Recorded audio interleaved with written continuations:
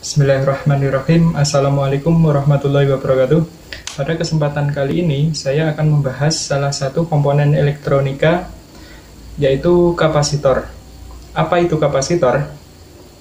Kapasitor atau kondensator adalah salah satu jenis komponen elektronika yang memiliki kemampuan menyimpan arus listrik selama batas waktu tertentu.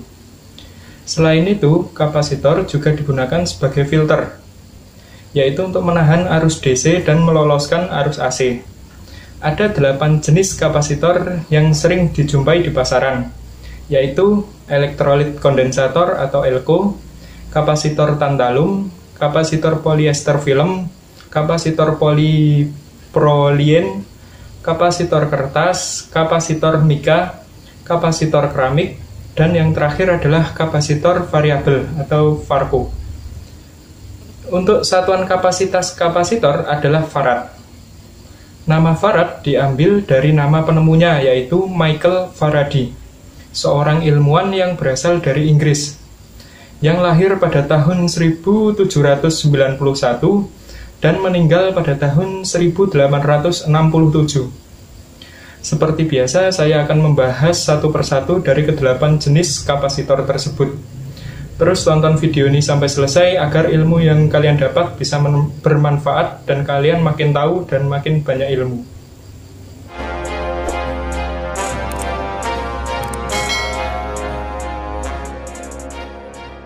Yang pertama, elektrolit kondensator atau ELCO.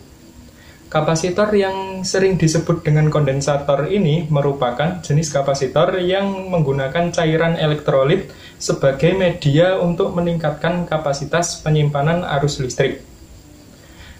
Pasti semua sudah pernah melihat komponen ini di rangkaian elektronik, karena komponen ini salah satu komponen yang paling banyak digunakan. Menurut polaritasnya, ELCO terbagi menjadi dua, yaitu ELCO bipolar dan ELCO nonpolar.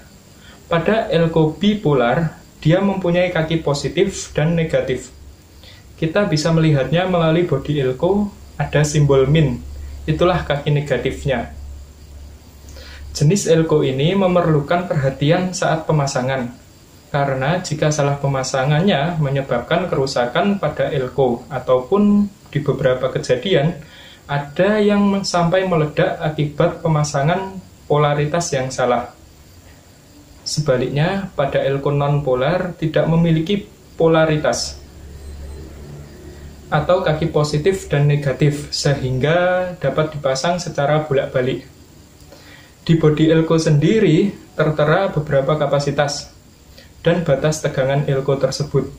Misalkan seperti contoh di samping ini, tertulis 4700 mikrofarad 25 volt. Artinya, ELCO ini mempunyai kapasitas 4700 mikrofarad dengan batas tegangan maksimal adalah 25 volt. Jika tegangan yang dialiri di atas batas maksimal, dapat menyebabkan ELCO ini meledak. Yang kedua adalah kapasitor tantalum. Kapasitor ini termasuk ke dalam jenis bipolar. Secara umum, bentuk kapasitor ini jauh lebih kecil dibandingkan dengan ELCO. Namun, kapasitor tantalum mampu menawarkan kapasitansi yang tinggi. Kebanyakan kapasitor ini digunakan pada peralatan elektronik yang membutuhkan kapasitor ukuran kecil dengan kapasitas yang besar atau yang tinggi. Namun, kapasitor ini mempunyai kelemahan. Salah satunya adalah tidak ada toleransi kesalahan tegangan. Kapasitor ini tidak tahan terhadap tegangan berlebih dan juga harganya lebih mahal karena bahan kapasitor ini adalah logam tantalum. Saat ini jenis kapasitor ini banyak digunakan di industri dan umumnya di perangkat elektronika yang berukuran kecil. Misalnya saja handphone. Selanjutnya adalah kapasitor polyester film. Kapasitor ini sering disebut dengan kapasitor Miller. Selain itu, kapasitor ini juga termasuk ke dalam jenis kapasitor nonpolar atau kapasitor yang tidak mempunyai polaritas pada kakinya. Kapasitor ini berwarna hijau dengan nilai kapasitas dan batas tegangan tertera di tubuhnya. Pada gambar di samping terlihat kapasitor dengan ukuran 104J 100 volt.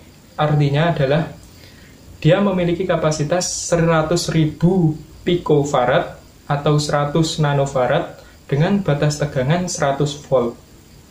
Angka 4 di depan J merupakan pengali dengan satuan picofarad. Yang keempat adalah kapasitor polypropylene. Kapasitor ini disebut dengan kapasitor film. Bahan dan jenis kapasitor ini menggunakan plastik film sebagai dielektriknya, yaitu jenis polypropylene. Kegunaan kapasitor ini banyak diaplikasikan di rangkaian AC tegangan tinggi, rangkaian lampu balas, dan rangkaian pulsa frekuensi tinggi. Yang kelima adalah kapasitor kertas. Kapasitor kertas atau paper kapasitor adalah jenis kapasitor yang bahan elektriknya terbuat dari bahan kertas. Umumnya nilai kapasitas kapasitor ini adalah 300 picofarad sampai dengan 4 mikrofarad. Kapasitor ini juga tidak memiliki polaritas. Selanjutnya adalah kapasitor mika. Adalah kapasitor yang bahan isolatornya terbuat dari bahan mika.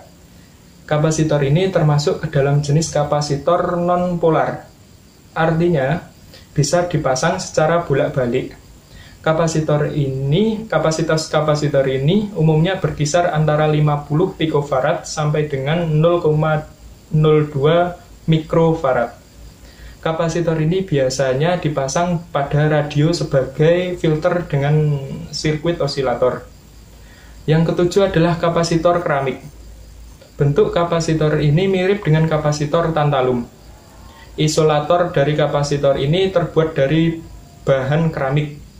Kapasitor ini juga termasuk jenis non-polar.